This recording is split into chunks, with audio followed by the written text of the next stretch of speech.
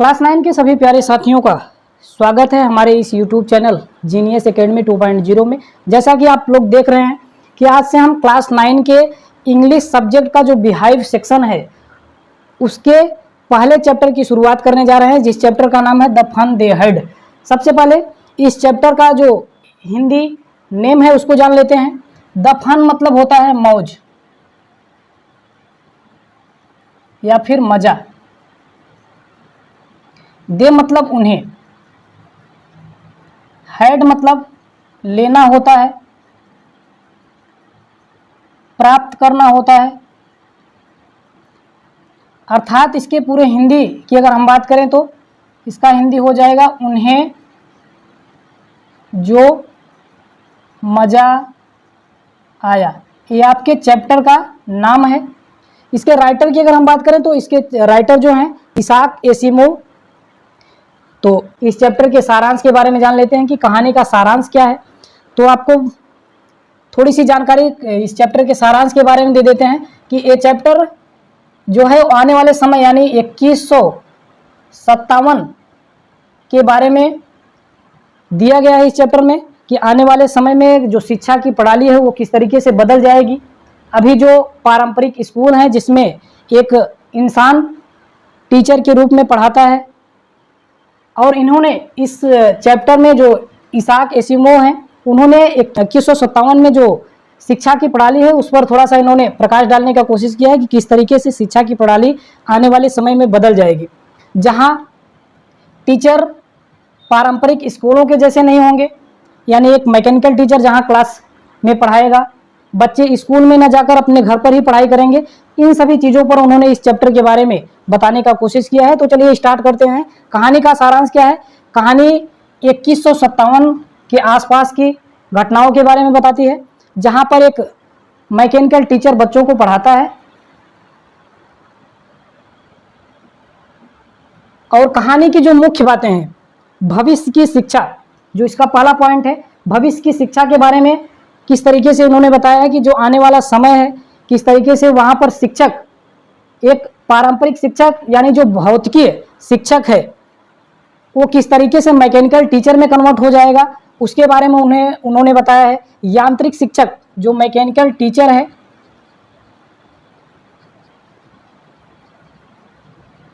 किस तरीके से आने वाले समय यानी 2157 के आसपास जो फिजिकल टीचर दिखाई दे रहे हैं वो किस तरीके से मैकेनिकल टीचर में बदल जाएंगे। मैकेनिकल टीचर की अगर बात करें तो इसको हम लिख सकते हैं रोबोट। क्या लिख सकते हैं? रोबोट। रोबोट। पारंपरिक स्कूल का मतलब यह है जैसे आज के समय में बच्चे घर से स्कूल जाते हैं, वहाँ पर एक स्पेशल टाइप की बिल्डिंग्स होती है, वहाँ पर बच्चे एक साथ बैठकर पढ़ते हैं। लेकिन आने वाले समय में क्या होगा, जो मशीनें होंगी उसके जरिए बच्चों को पढ़ाया जाएगा, एक रोबोट रहेगा, कंप्यूटर रहेगा, बच्चे वहाँ पर पढ़ाई करेंगे। दूसरे हेडिंग की अगर हम बात करें तो आइए अब चौथे हेडिंग पर विचार करते हैं, मस्ती का एहसास।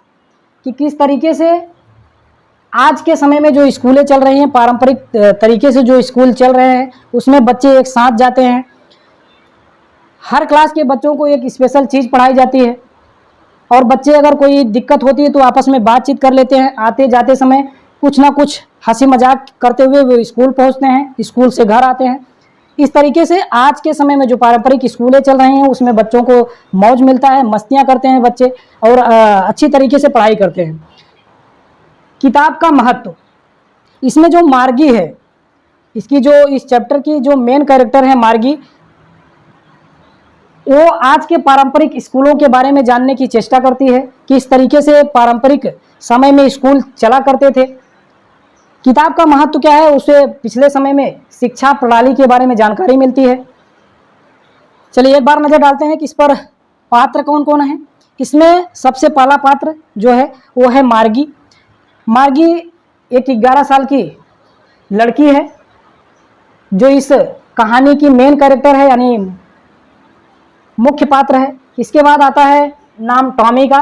टॉमी जो है वो मार्गी का पड़ोसी है, और दोनों को ही एक पुरानी किताब मिलती है जो उनके दादाजी के समय के शिक्षा प्रणाली के बारे में पता चलता है कि किस तरीके से जो पिछले समय में जो शिक्षा की प्रणाली होती थी वो उसमें सभी सब्जेक्ट्स जो होते हैं वो कागज पर छपे होते थे। तीसरे कैरेक्टर की अगर बात करें तो इसमें जो है श्रीमती जोन्स जो मार्गी की माताजी हैं।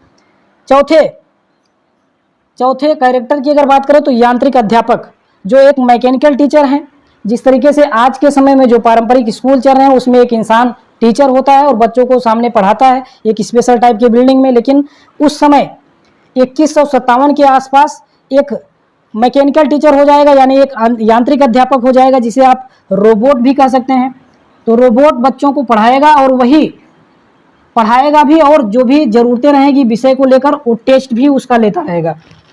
पांचवें कैरेक्टर की अगर बात करें तो क्षेत्रीय निरीक्षक। वैसे तो काउंटी की अगर बात करो तो जिला निरीक्षक होता है, काउंटी इंस्पेक्टर मतलब या क्षेत्रीय निरीक्षक मतलब क्षेत्रीय निरीक्षक का जो मतलब होता है इंग्लिश में वो काउंटी इंस्पेक्टर है।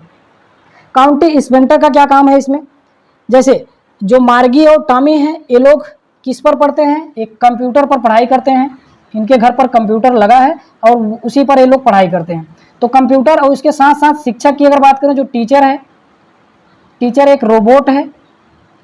टीचर कौन है भैया, एक रोबोट है और वही रोबोट उनको कंप्यूटर पर सारी चीज़ें हर एक सब्जेक्ट को पढ़ाया करता है।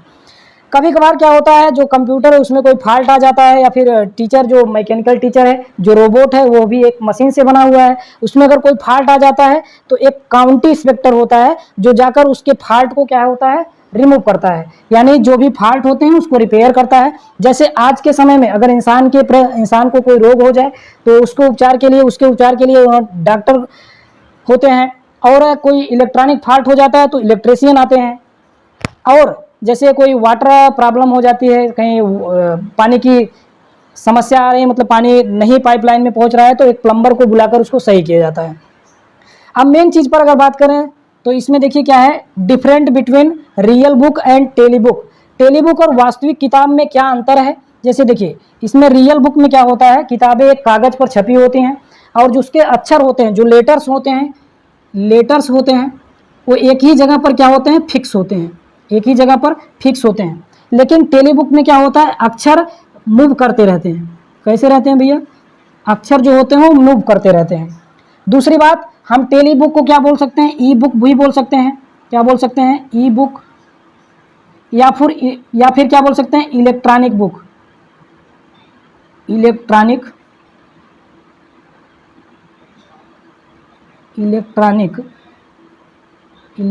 बुक,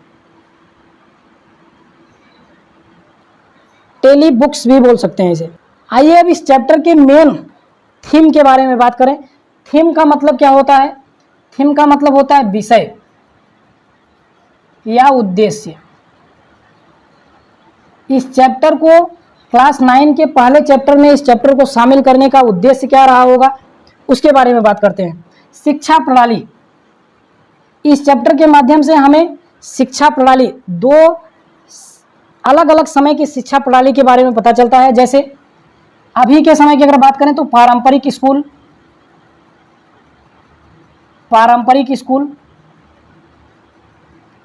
और आने वाले समय में जो स्कूल रहेंगे उसके बारे में हमें क्या पता चलता है, किस तरीके से शिक्षा प्रणाली में बदलाव आता है। अभी के समय में जैसे एक इंसान टीचर होता है और बच्चों को एक स्पेशल टाइप की बिल्डिंग में पढ़ाता है, और 2157 में जो हो जाएगा वो उसमें एक मैकेनिकल टीचर रहेगा और बच्चों को घर पर ही वो कंप्यूटर के माध्यम से शिक्षा देगा। सामाजिक संपर्क, दूसरा हेडिंग जो है सामाजिक संपर्क एवं मज़ेदार गतिविधियां, इसके माध्यम से जो इस चैप्टर में दिया गया इस कहानी के माध्यम से बच्चों का अगर सामाजिक संपर्क अच्छा होता है और मज़ेदार गतिविधियां सही रहती हैं तो उनके विकास में थोड़ा सा उन्हें कहीं ना कहीं जोर मिलता है और उनके मानसिक विकास में थोड़ी सी आसानी हो जाती है, अच्छे से विकास होता है बच्चों का जब वो अलग अलग बच्चों के संपर्क में रहते हैं। तो आज हमने इस चैप्टर के सारांश के बारे में बात किया है। कल जब हम अगले लेक्चर में आएंगे तो आपको इस चैप्टर का पूरा फुल मीनिंग के साथ, पूरी मीनिंग के साथ, फुल मीनिंग के साथ हिंदी व्याख्या आपको पढ़ाएंगे।